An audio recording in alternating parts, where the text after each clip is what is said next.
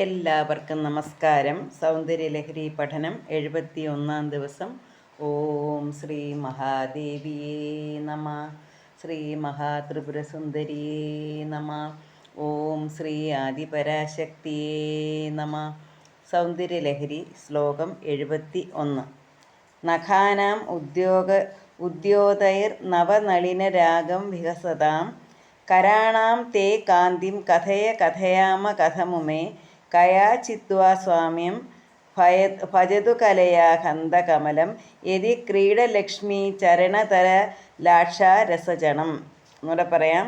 നഖാനാം ഉദ്യോതൈ നവനളിനരാഗം വികസതാം കരാണാം തേ കാന്തിം കഥയ കഥയാമ കഥം ഉമേ കയാ ചിദ്വാ സാമ്യം ഭജതു കലയാ ഹന്ത കമലം യതി ക്രീഡലക്ഷ്മീചരണ തലലാക്ഷ രസചണം. അല്ലയോ പാർവതീദേവി, അല്ലയോ ഉമേ. ദേവിയുടെ നഖങ്ങളുടെ വർണ്ണനയാണ് ഇവിടെ കൊടുത്തിരിക്കുന്നത്. നഖങ്ങളുടെ ഉത്കൃഷ്ട കാന്തികളാൽ പുതുതായി വിടർന്ന ചെന്താമരപ്പൂവിൻ്റെ ചുവപ്പിനെ അപഹസിക്കുന്ന നിൻ തിരുവടിയുടെ കാന്തിയെ ഞങ്ങൾ എങ്ങനെ വർണ്ണിക്കുന്നു?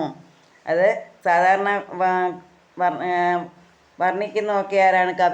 കവികളാണ് ചോദിക്കുന്നത് ഞങ്ങൾ എങ്ങനെ വർണ്ണിക്കുന്നുവെന്ന്. എന്ന് പറഞ്ഞാൽ ദേവിയുടെ, അല്ലയോ പാർവതി ദേവി, അല്ലയോ ഉമേ, നഖങ്ങളുടെ ഉത്കൃഷ്ട കാന്തികളാൽ, അപ്പം ദേവിയുടെ നഖങ്ങളുടെ ആ ശോഭ കൊണ്ട്, ആ സൗന്ദര്യം കൊണ്ട് പുതുതായി വിടർന്ന ചെന്താമരപ്പൂവിൻ്റെ ചുവപ്പിനെ പരിഹസിക്കുന്ന നിൻ തിരുവടിയുടെ കൈകളുടെ കാന്തിയെ ഞങ്ങൾ എങ്ങനെ വർണ്ണിക്കുന്നു? സാധാരണ നമ്മൾ എന്താ പറയുന്നത്, സാദൃശ്യം ചെയ്യുമ്പം വർണ്ണിക്കുമ്പോൾ കവികളൊക്കെ കൈകളുടെയൊക്കെ ചെന്താമരപ്പൂവിനെയാണ്, താമരപ്പൂവിനെയാണ് ഏത് കാര്യത്തിനും, സൗന്ദര്യത്തിൻ്റെ ഏത് കാര്യത്തിലും ചെന്താമരപ്പൂവിനെയാണ്, ചുവന്ന താമരപ്പൂവിനെയാണ് വർണ്ണിക്കുന്നത്.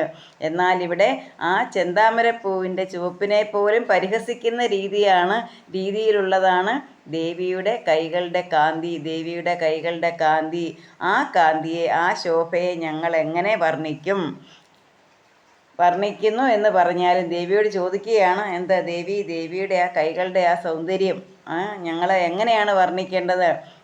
താമരപ്പൂവിനെ പോലും, പുതുതായി വിടർന്ന താമരപ്പൂവിനെ പോലും, അതിൻ്റെ ചെന്താമരപ്പൂവിൻ്റെ ചുവപ്പിനെ പോലും പരിഹസിക്കുന്ന രീതിയിലാണ് ദേവിയുടെ കൈകളുടെ കാന്തി, അല്ലെങ്കിൽ ദേവിയുടെ കൈകളുടെ ശോഭ.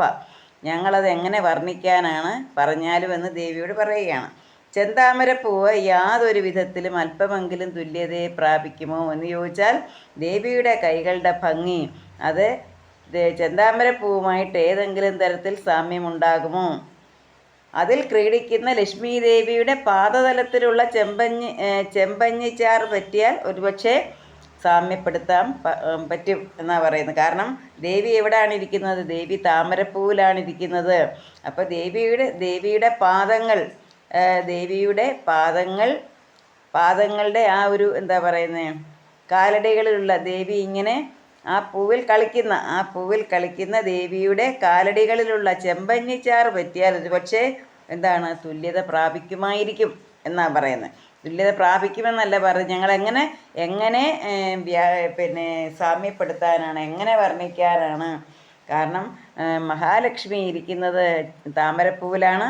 അപ്പോൾ ആ താമരപ്പൂ ദേവി ഇങ്ങനെ തൻ്റെ കാലുകൾ കൊണ്ട് അതിൽ കളിക്കുമ്പോൾ, അതായത് കാൽപ്പത്തി ഇങ്ങനെ കാലടികളിലുള്ള ചെമ്പഞ്ഞിച്ചാറ് ഏതിൽ പറ്റിയാൽ, താമരപ്പൂവിൽ പറ്റിയാൽ ഒരുപക്ഷെ അത് ദേവിയുടെ കൈകളുമായിട്ട് സാമ്യമുണ്ടാകും. ദേവിയുടെ കൈകളുമായിട്ടൊന്നല്ല, ദേവിയുടെ കൈകളുടെ സൗന്ദര്യം കൊണ്ട് ഒരുപക്ഷെ സാമ്യമാകുമായിരിക്കും എന്നാണ് കവികളുടെ ഒരു. ഞങ്ങൾക്ക് വർണ്ണിക്കാൻ പറ്റത്തില്ല. കാരണം താമരപ്പൂവിനെക്കാട്ടിലും ഭംഗിയാണ് ദേവിയുടെ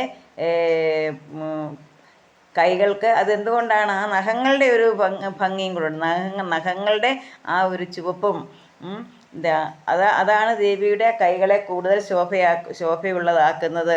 ദേവിയുടെ നഖകാന്തി, ശ്രീദേവിയുടെ കരങ്ങളുടെ നഖകാന്തിയുടെ വ്യാപ്തി അതിനെ അത്യധികം ചുവപ്പ് നിറമാക്കുന്നു.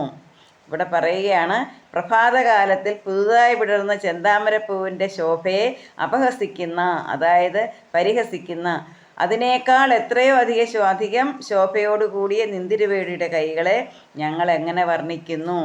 ഈ താമരപ്പൂവ് ലേശമെങ്കിലും അതിന് തുല്യമാകുമോ.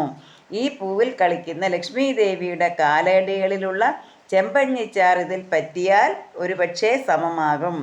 പ്രകൃത്യാ രക്തങ്ങളായ എന്നുവെച്ചാൽ ചുവപ്പ് നിറമുള്ള ശ്രീദേവിയുടെ കരങ്ങൾ നഖകാന്തികളുടെ വ്യാപ്തിയാൽ ആയിരിക്കുന്നു എന്ന് സാരം. മനസ്സിലായ? ദേവിയുടെ കൈകൾക്ക് ചെന്താമരപ്പൂവിനെ വെല്ലുന്ന ഭംഗിയാണ്. അത് ആ നഖകാന്തികളുടെ വ്യാപ്തി കൊണ്ടാണ്, നഖങ്ങളുടെ ഭംഗി കൊണ്ടാണ് അങ്ങനെ പറ്റുന്നത് എന്നാണ്. അങ്ങനെ എന്താ പറയുന്നത്, ഈ നഖങ്ങളുടെ കാന്തി കൊണ്ട് ഒന്നുകൂടെ ചുവപ്പ് നിറമാകുന്നു എന്നാണ് ഇവിടെ പറഞ്ഞിരിക്കുന്നത്.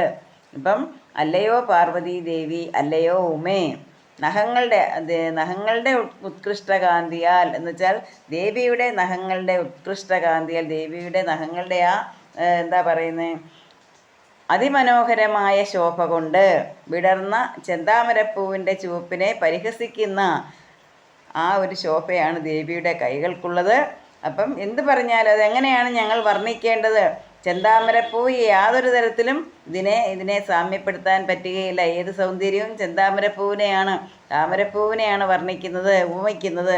അങ്ങനെ ഞങ്ങൾക്ക് ഉപമിക്കാൻ പറ്റുന്നില്ല. കാരണം ചെന്താമരപ്പൂവിനെ വെല്ലുന്ന ശോഭയാണ് ദേവിയുടെ കൈകൾക്കുള്ളത്.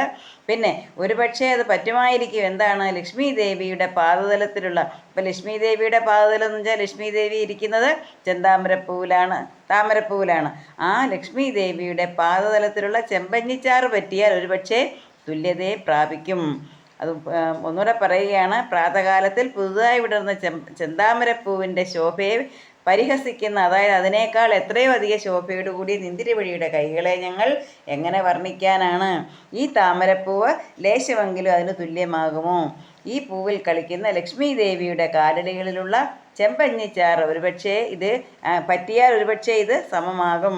പിന്നെ പ്രകൃത്യാ തന്നെ ചുവപ്പ് നിറമുള്ള ദേവിയുടെ കരങ്ങൾ നഖങ്ങളുടെ കാന്തി കൊണ്ട് അത്യരുണങ്ങളായിരിക്കുന്നു, അതിലും ചുവപ്പായി തീർന്നിരിക്കുന്നു.